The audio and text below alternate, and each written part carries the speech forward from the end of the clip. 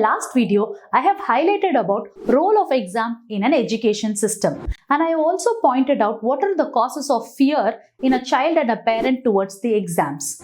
In this video, I'll be helping you overcome that. But you have to listen to the last video in order to prepare your mindset towards the exams. If you want to see the video, the link is there in the description. Kindly watch it. Now let's discuss the 4 strategies to overcome fear and anxiety in your child so that they can succeed easily and effectively.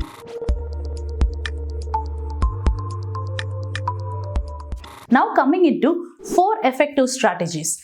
First one is creating a steady environment and early preparation. Both are interlinked to each other. Every child at home should have a study space which is free from all the distractions such as TV, screen time and video games.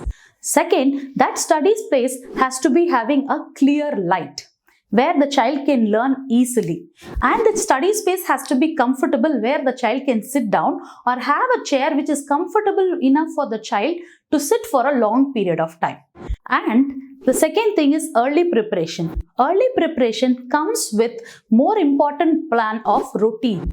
Every day the child has to sit in that place and learn for at least 60 minutes in a day, so that every day the consistent 60 minutes will help the child fall into the process of habit of learning in that particular space. Now what happens is, the moment the child enters into the zone of where they want to learn, the mind automatically switches to that focus. So creating a study space actually helps the child regain the focus much easier. So the first effective strategy is create an environment, make an early preparation. From here, we'll move on to the second point, setting clear goals and have mock exams. This is, for example, I'm giving you, if you're learning for 60 minutes, you need to know that for these subjects, let's learn this number of pages or this number of chapters. Now what happens is, you have a clear goal of what has to be learned today and what has to be continued from there for tomorrow. So for a whole week, if the parents are helping the child to create a plan,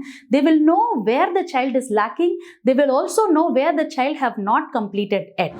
The second thing is, once you complete a particular portion of a subject or particular portion of mathematics, or be it any subject, you can have a mock test where they can do for 50 minutes or 20 minutes or 30 minutes. Now what this will make the child is, before going into exam directly, they would have faced many times sitting in home writing a particular information within that 20 minutes. So this increases the recalling capacity of a child within that time period. So what happens is, setting the goals helps the child cover all the portions, and doing a mock test helps the child overcome the challenge of recalling it within that particular time. Third one, the most important one, identifying the unique learning style of the child and also helping them to have a group study. First, when I said about unique learning style, that is actually the strength of the child. A child may learn just by listening to teacher. A child may learn only after writing, having a practice of writing. A child may learn just by observing visually. A child may learn only through a group discussion. But in all the cases, every child has a unique different style. A parent and an educator should well aware of what is the unique style of learning and help the child learn all the concepts in that particular style, which will help the child learn that process faster, which will help the child understand much easier and memorize it. This is one of the best way where you can help your child learn any portions or any subjects in their unique styles, so that they don't lose the interest in the learning process. The second thing is about group discussion. Whether your child is interested or not, a group discussion has to be definitely there, where a parent can arrange for 4-5 children at home to learn a particular concept, which will make the child understand the complicated process in a particular subject so easily. Group discussion enhances the socialization of the child and also understand the complex concepts so easily in a much effective and faster way. Fourth one, the most important one, what you should not be doing. First 3 points we saw what you should be doing. fourth one, what you should not be doing. First is avoid cramping and avoid long breaks, or don't allow the child to learn without having breaks. So what actually I'm trying to tell you is encourage short breaks and avoid cramping. Now whenever a child is learning for 60 minutes, it's not at a stretch you have to make the child sit in one place. You can give them after 30 minutes a short break of 5 minutes, which will make the mind refreshed. But when the short breaks comes, the child used to make it as a long break. That should not be encouraged.